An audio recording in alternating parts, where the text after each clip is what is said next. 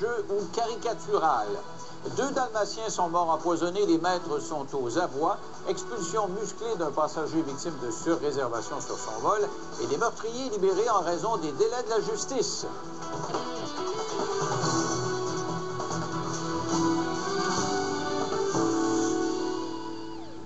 La semaine dernière décédait André Drouin, celui qu'on a appelé le père du Code de vie d'Hérouville. On vous a présenté à cette occasion-là, en reprise, une entrevue qu'il m'avait accordée lors de la publication de ce premier Code de vie. Et depuis lors, il y a eu plein d'analyses. C'est comme si les intellectuels s'étaient intéressés à son action. Certains l'ont louangé, d'autres l'ont critiqué avec véhémence. Alors, ce soir, j'ai 2 opposants à cet égard-là. Il s'agit de Frédéric Bérard, qui a écrit un texte en réponse à celui de Mathieu Boccoté, qui vantait les mérites de l'héritage d'André Drouin. Bonsoir à vous deux. Bonsoir. Alors, je commence avec Mathieu, puisque c'est ce texte qui a été critiqué assez vertement par Frédéric. Que dire d'André Drouin? Que c'est un homme courageux, très certainement. À un moment où la société québécoise était dans une forme d'unanimisme, hein, c'est-à-dire nos élites multipliaient les révérences et les courbettes devant l'idéologie des accommodements raisonnables, André Drouin, avec un style qui était le sien, caricatural très certainement, maladroit très certainement, a exprimé à sa manière un cri de protestation de bien des Québécois qui était assez, c'est assez, les accommodements vont trop loin, assez, c'est assez, le multiculturalisme est en train de dériver, assez, c'est assez, l'identité québécoise n'est pas optionnelle au Québec. Et son code de vie, avec ses vertus, avec ses limites, a provoqué un débat essentiel, c'est-à-dire dans quelle mesure doit-on encadrer les accommodements. Il a fait preuve aussi, j'ajouterais, de courage civique, parce que pour affronter le sentiment consensuel du système médiatique, il faut accepter de se faire cracher dessus, il faut accepter de se faire insulter, il faut accepter de se faire diaboliser. Et il savait tout ça, et il s'est tenu droit dans la tempête, donc chapeau André Drouin. Et dans ton texte, Frédéric, toi, tu n'acceptes pas cette expression-là, courage. Tu ne l'as pas trouvé courageux, tu trouvais que... C'est surtout le qualificatif de Mathieu où tu l'appelais l'honorable Drouin. Moi, franchement, puis là, je veux pas manquer de respect, c'est quand même un défunt et mes sympathies à sa famille, à ses proches, mais il faut quand même mettre les choses en perspective. C'est un personnage public, c'est une personnalité publique. Le débat sur les accommodements raisonnables avait débuté avant Drouin avec la question du YMCA et tout ça. Et je n'ai rien contre le fait qu'un citoyen, par exemple, lance le débat des accommodements lui-même, c'est exactement ce que tu viens de dire. Ceci dit, quand on parle du code de vie d'Hérouville, ce code de vie-là était rempli de trucs, mais parfaitement caricaturaux. On parlait d'éviter, d'interdire la lapidation de la femme, voire la dilapidation de la femme.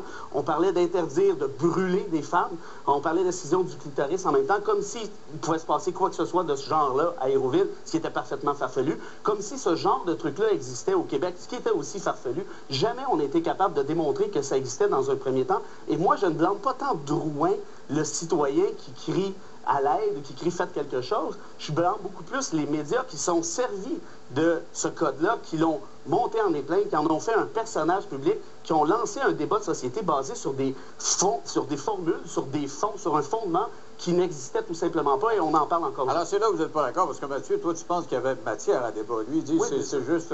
Alors, la formule sur la lapidation, on a tous été perplexes. Bon, il y avait des formules très excessives dans ce code de ville, dans ce code de vie. Mais ce code de vie rappelait une chose essentielle. On a tendance, dans nos sociétés, à vouloir réduire ce qu'on a en commun aux droits de l'homme. Hein? Nous n'avons en commun que des chartes de droits. C'est l'espèce d'idéologie des droits qui est dominante dans nos sociétés. Et le code de vie d'Hérouville, à sa manière, excessive et maladroite, je tiens à le rappeler, le code de vie d'Hérouville nous disait on a plus en commun que des droits, on a plus en commun que des textes juridiques, on a en commun une culture, on a en commun des mœurs, on a en commun des coutumes, on a en commun des traditions, et on va chercher à en repérer quelques-unes. Alors, le drame, c'est qu'on ne peut jamais faire la liste de toutes ces choses-là. C'est présent partout dans la culture, on ne peut pas tout codifier. Mais le code de vie d'Hérouville rappelait un principe fondamental, à Rome, fait comme les Romains, et pour ce principe-là, me semble-t-il, il a été utile au débat public, malgré ses limites. Oui, parce que j'ai repassé une entrevue avec lui la semaine dernière, puis c'est essentiellement c'est ce qu'il disait. Il dit, puis c'est partagé par plein de Québécois. Si vous venez, on est d'accord pour vous accueillir, mais il faudrait que vous acceptiez que la religion a une place qui n'est peut-être pas celle que vous voudriez accorder à ça ici. Là, on tombe dans le piège encore une fois, là. Ça n'existe pas, ces affaires-là. On parle de trucs qui n'existent pas. Puis Mathieu revient avec la formule des droits de l'hommisme et tout ça. Je comprends ça. Je comprends que les droits de l'homme ont leurs limites, c'est vrai. Mais regardez les 3 infractions là, dont j'ai parlé, les 3 trucs. Là. Brûler des femmes, la lapidation des femmes, l'excision du clitoris. Dans ces 3-là, on parle de droits là, qui ont leurs limites. Bien, ce sont 3 infractions au code criminel. Essayez de brûler votre femme, voir où vous allez terminer. Je vous dis tout de suite, ça va être à Bordeaux. Essayez de la lapider, il va arriver exactement la même chose. Et sur la question du clitoris, idem. Donc, tout ça pour dire que c'était parfaitement farfelu. Donc, lorsque, par exemple, à sa manière, il s'en prenait déjà à la question du niqab. Ce qu'on a vu, par exemple, à l'automne 2015, c'est qu'il est possible de prêter au Canada son serment de citoyenneté en niqab. Et la classe politique va se prendre en photo avec vous, puis des commentateurs prestigieux, des hommes politiques vont dire que le niqab devient le symbole de la tolérance canadienne. Parce que c'est la preuve de notre ouverture. Hein. La majorité des gens sont contre, mais c'est justement, malgré ça, on l'accepte au Canada. Donc, un pays qui décide de normaliser le niqab, c'est un pays qui avait besoin de se faire rappeler un peu à l'ordre par André Drouin. Donc, c'est des choses qui existaient, là. Tu disais que ça rien n'existait. Ben non, mais je veux dire, la question du niqab était... Bon, premièrement, ça n'existe pratiquement pas, des niqabs au Canada, la première des choses, encore une fois. Est-ce qu'on peut prêter son serment de citoyenneté en niqab, oui ou non? Là, pour tout de suite, c'est plus ou moins clair, parce que si vous lisez la décision, ce que Stephen Harper n'avait nécessairement pas fait, c'est pas tout à fait ça qui est écrit, premièrement. La personne est quand même obligée de s'identifier ce qu'elle avait fait. Le dernier cas dont on parle. Mais juste pour revenir à la question de Drouin ici, parce que c'est ce qu'on parle. Drouin est allé dire pas longtemps après, moi, les mosquées, on ferme ça au Québec. C'est fini, les mosquées. Ça, c'est une idée qui est foncièrement islamophobe, pour pas dire foncièrement raciste. De défendre quelqu'un qui défend des idées comme ça, franchement, je trouve ça difficile. Ça, c'est une très mauvaise idée. J'ai pas transformé Drouin en saint. Non, encore, tu le traites d'honorable. Il n'est peut-être pas saint, si pour vous, le mot honorable, vous dire un saint, c'est que vous avez une confusion de vocabulaire. Non, ça, c'est une façon habile de s'en sortir. Mais est-ce quelqu'un qui dit « je veux fermer les mosquées et je veux mettre fin à l'immigration », est-ce que c'est quelqu'un qui est honorable? Un instant, faut pas tout mélanger. On a parlé du Code de vie d'Hérouville. Ensuite, on n'a pas parlé de l'ensemble de ces déclarations inspectées une après l'autre. Qui est honorable. Mais ce que je veux dire, c'est qu'il a lancé un signal important. Ensuite, on peut lui reprocher plein de déclarations, avec raison, mais décider de le réduire à la part que vous n'appréciez pas de lui, c'est pas comprendre que des milliers et des centaines de milliers de Québécois se sont reconnus dans ce qu'on peut appeler un cri de détresse identitaire. Je parle pas juste du Code de vie, je parle de l'ensemble de l'œuvre, je pense que c'est ce qu'on fait. Toi, tu le qualifies d'honorable. Moi, quelqu'un qui me dit on devrait fermer les mosquées, je ne trouve pas ça honorable. Quelqu'un qui me dit on doit stopper l'immigration, je ne trouve pas ça honorable. Et quelqu'un qui va prononcer des conférences dans des formations d'extrême droite avec des nazis. Je suis désolé, oui, absolument, c'est le cas. Tu regarderas TVA, j'ai la preuve ici. 27 octobre 2014, TVA. On est vraiment... Ce que j'essaie de dire, c'est que Drouin a épousé une extrême droite qui est assez dangereuse. Ça a dérapé. Moi, je vois pas en quoi ce gars-là est honorable. Puis ça, c'est dit encore une fois, des gens d'extrême droite, il y en a au Québec, puis c'est une chose. Mais que les médias aient créé ce personnage-là, ça, si je peux me permettre, là, on est exactement dans ce pourquoi le débat sur les accommodements raisonnables dérive souvent. Parce qu'on parle en ce moment du code de l'héritage, du code de Ville-Hérouville. On parle du débat sur les accommodements, et ça a pas pris quelques minutes pour qu'on parle d'extrême droite, de nazisme. Alors ça, je m'excuse, c'est pas moi qui ai dit de fermer les mosquées, c'est Drouin qui serait honorable. Non, un instant, faut pas tout mélanger. Ce que je constate en ce moment, c'est que l'essentiel, quand on parle de l'héritage d'André Drouin, on veut pas dire dans l'ensemble de sa vie. On dit il y a quelque chose qui s'est passé qui s'appelle le code de vie d'Hérouville. Et c'est de ça dont on parle en ce moment. Et là, si ensuite, plutôt que de parler de ça, on décide tout de suite de sortir les gros mots, les bombes nucléaires argumentatives que sont nazisme, extrême droite, il n'y a plus de débat possible. Parce qu'il y a simplement de chasse à l'homme. Mathieu, d'accord. Est-ce que l'idée de fermer les mosquées est une idée d'extrême droite? C'est une idée sotte, une idée imbécile, une idée brutale. Est-ce que c'est une idée d'extrême droite? Ça, c'est caricatural. Est-ce que stopper l'immigration est une idée d'extrême droite? Moi, je dirais que oui. C'est pas moi qui ai déclaré ça. Non, c'est à ce moment-là. Voilà pourquoi le débat public dans nos sociétés fonctionne mal. Parce que plutôt que de regarder ce qu'il a fait, on trouve quelques déclarations très certainement malheureuses, c'est le moins qu'on peut se dire, et là, on diabolise. Est-ce que vous faites Frédéric Bérard en ce moment? Je diabolise pas, je te dis que tu dis qu'il est honorable, je te pose la question, est-ce que c'est honorable de tenir ces propos-là? Je vous ai déjà répondu. Premièrement, le procès est peut-être celui de Drouin, maintenant c'est moi, je suis curieux de savoir c'est qui la prochaine personne. Non, mais je fais pas ton procès. C'est aucune mesure, j'essaie juste de dire que Drouin, ça allait au-delà. Mais n'empêche que dans le texte de Frédéric Bérard, Frédéric écrit « rien à voir avec le débat intelligent ».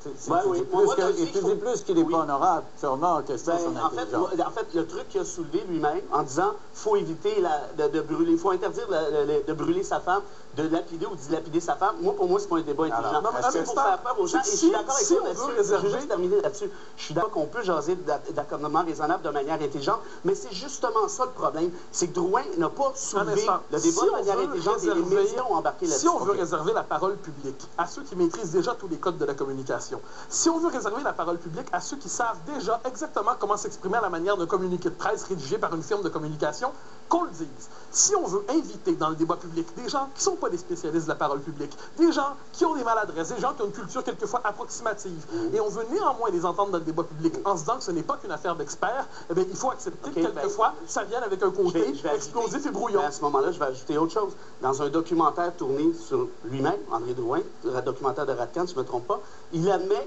et c'est Drouin qui parle, qu'il riait aux éclats lorsqu'il a rédigé le document, c'est-à-dire le code de vie, et que son but était de provoquer les politiciens, et je le cite encore, c'était ridicule. Donc, on a mis de l'avant, on a donné les micros, on a donné toutes les caméras possibles à ce gars-là qui disait n'importe quoi. Au début, plusieurs médias riaient de lui. Puis là, finalement, on s'est dit, là, c'est moins drôle, il représente beaucoup de gens. Et lui-même est retourné sur ses propres paroles par la suite en disant, voyons, non, c'est une blague que j'ai faite. Et par la suite, on rajoute des trucs comme les mosquées. En d'autres termes, mon point, c'est que la carrière politique de Drouin, ce qui n'enlève rien à l'homme, était franchement, à mon sens, la carrière politique d'André Drouin a été conseiller municipal à Hérouville. On conviendra qu'il y a des destins plus... On peut faire de la politique au-delà de la représentation. Voilà, je trouve qu'on est en ce moment dans ce qui fait en sorte que le débat public au Québec est toxique. Pourquoi? Parce qu'il a toujours cherché à disqualifier un contradicteur, plutôt que d'écouter la part raisonnable du propos. Drouin nous a envoyé un signal. Comme je dis, puis ça je le redis, il ne s'agit pas de le transformer en héros, non plus qu'en saint. Il s'agit de dire que voilà un homme qui, à un moment dans sa vie, a cru qu'un débat important se tenait dans notre société. Et puis, avec les moyens qui étaient les siens, a décidé de braver la tempête et de faire valoir des préoccupations qui étaient légitimes. Il ne faut pas qu'il a bravé grand-chose. Les médias étaient de son bord. Mais est-ce que finalement, là, tu parlais de communication, moi je connais assez la communication, je peux te dire que si tu veux qu'on parle de toi, puis tu es à Hérouville, tu es aussi bien de pousser un petit peu sur le crayon pour qu'on parle de toi. Et moi, je me souviens de la première entrevue que j'ai faite avec lui, on l'a rediffusée récemment, il était très posé, et c'est vrai, ce que tu dis, il s'est peut-être un peu enflé la tête, puis peut-être qu'il est devenu un personnage plus gros que nature. Mais dans sa première entrevue, c'était je veux dire, ça avait du sens, ça se tenait. Alors, il y avait, et c'est sûr qu'on lui disait, il n'y a pas de lapidation, il n'y a pas d'excision. Il disait, OK, je suis d'accord avec ça. Mais dans d'autres pays, il y en a, il faut qu'ils comprennent, ceux qui viennent de ces pays-là, qu'ici, on a une culture différente. Là, on se comprenne bien, parce que Mathieu m'amène sur un terrain, puis je veux répondre à ça. Je suis moi-même originaire d'une région, je ne viens pas d'un milieu très éduqué, ni d'un milieu très cultivé. Et je suis le premier à respecter cette parole citoyenne de gens qui n'ont pas, comme tu dis, le code de communication dans leur poche. Ça me va parfaitement. Mon problème, c'est pas ça. C'est que dans le code de vie, il y avait des idées, disons-le, loufoques. À la limite, on peut peut-être lui pardonner ça. Mais par la suite, quand je vois les médias qui ont gonflé le personnage et qui m'arrivent avec « il faut fermer les mosquées, il faut stopper l'immigration », mais je reviens avec ça, Mathieu, parce que on a tous convenu que c'est des idées inacceptables. Alors, une fois qu'on a dit ça, la seule raison pour laquelle vous y revenez systématiquement, c'est pour diaboliser. Parce qu'on peut avoir dit c'est inacceptable, je l'ai dit, vous l'avez dit, l'a probablement dit, c'est réglé. Est-ce qu'on peut maintenant revenir à l'essentiel? La contribution essentielle dans une société où il y avait une forme de politiquement correct imposé médiatiquement, il fallait que quelque part ça explose. Qu'il exprime, c'est vrai, Frédéric, qu'il exprime ce que le commun des mortels pensait.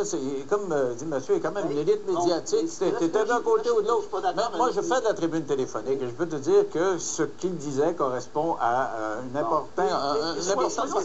On aurait pu souhaiter qu'il le dise. Non, mais c'est pas attaquant. Je veux juste faire ce point-là, quand même. Souhaiter qu'il le dise autrement. Je crois qu'on aurait pu souhaiter qu'il ne le dise pas ici. Il y en a trop dit. Il a dit plein de propos excessifs. Mais encore une fois, si on cherche à comprendre le malaise qui s'exprime depuis plus de 10 ans au Québec sur les questions liées aux accommodements, il faut éviter de fonctionner avec une machine à diaboliser. D'accord, mais là, j'ajoute quelque chose. Parce que ça, c'est le spin qu'on donne souvent à cette histoire-là.